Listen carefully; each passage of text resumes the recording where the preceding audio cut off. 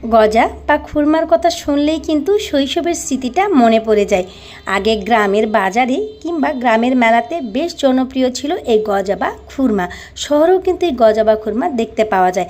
এখনও কিন্তু আমার খুব পছন্দের খাবার এই গজা বা খুরমা। আসসালামু আলাইকুম প্রিয় দর্শক, আশা করি সবাই ভালো আছেন। আজকের রেসিপিতে আপনাদেরকে তৈরি করে দেখাবো হোমমেড গজা বা খুরমা। তো চলুন শুরু করে দিচ্ছি মূল রেসিপিটি। প্রথমে একটা মিক্সিং বোল নিয়েছি এবং তাতে দিয়ে দিলাম 1 কাপ ময়দা। আপনারা কিন্তু আটাও ব্যবহার করতে পারবেন। এবারে দিয়ে দিলাম 1.5 টেবিল চামচ পরিমাণ রান্নার রেগুলার সয়াবিন তেল, দিয়ে দিলাম 1 টেবিল চামচ পরিমাণ কালো জিরে এবং দিয়েছি স্বাদ মতো লবণ। এবার এখানে অ্যাড করে দেব 1 টেবিল চামচ পরিমাণ চিনি। এই সকল উপকরণগুলো ভালো করে ময়দার সাথে বেশ কিছুক্ষণ ধরে হাত দিয়ে মেখে ঝুরঝুরো করে নিব।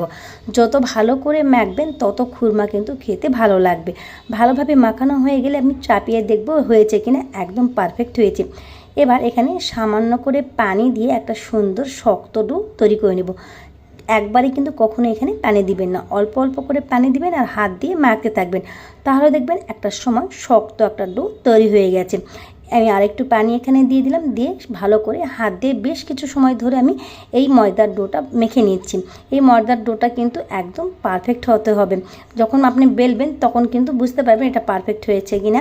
ভালোভাবে মাখানো হয়ে গেলে এটাকে আমি রেস্টে রেখে দিব 10 মিনিটের জন্য। ফিরে এলাম 10 মিনিট পর। দর্শক, ঢাকনাটা সরিয়ে দেখাচ্ছি। দেখতেই পাচ্ছেন খুরমার জন্য যে ময়দার ডোটা রেডি করেছিলাম তা পারফেক্ট হয়েছে। এবার এই ময়দার ডো থেকে আমি বেশ কিছু পরিমাণ নিয়ে সুন্দর একটা বড় সাইজের রুটি তৈরি করে নিব। এই ডোটা যদি আপনার পারফেক্ট হয় তাহলে কিন্তু আপনার রুটিটা বেলতে অনেক ইজি হবে। তো আমি বড় করে একটা রুটি এখানে বানিয়ে নিচ্ছি।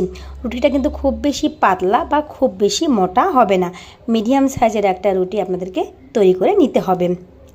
রুটিটা ভালো করে আমার বানানো হয়ে গেছে। এবার একটা ছুরির সাহায্যে রুটির চারপাশটা আমি ভালো করে কেটে নিব, যাতে করে খুরমার সাইজগুলো একই রকম থাকে। আমি একটা ছুরি দিয়ে চারপাশ ভালো করে কেটে নিচ্ছি। এবার রুটির মাঝ বরাবর ছুরি দিয়ে আমি একটা ভাগ করে নিচ্ছি। আমি 2 ভাগ থেকে 1 ভাগ ভালো করে খুরমার জন্য কেটে নিব। তো দেখতেই পাচ্ছেন আমি একদম খুব বেশি চিকন বা খুব বেশি মোটা করছি না, মিডিয়াম করে করে খুরমার জন্য এই রুটি থেকে আমি কেটে নিচ্ছি। এভাবে কিন্তু আপনাদেরকে কাটতে হবে, তাহলে কিন্তু খুরমার সাইজগুলো সুন্দর হবে। খুরমার জন্য সুন্দর করে সবগুলো রুটি কেটে নিয়েছি। এবার আমি সরাসরি চুলায় চলে যাব। চুলায় একটা কড়াই বসিয়ে দিয়েছি এবং তাতে পর্যাপ্ত পরিমাণ তেল দিয়েছি।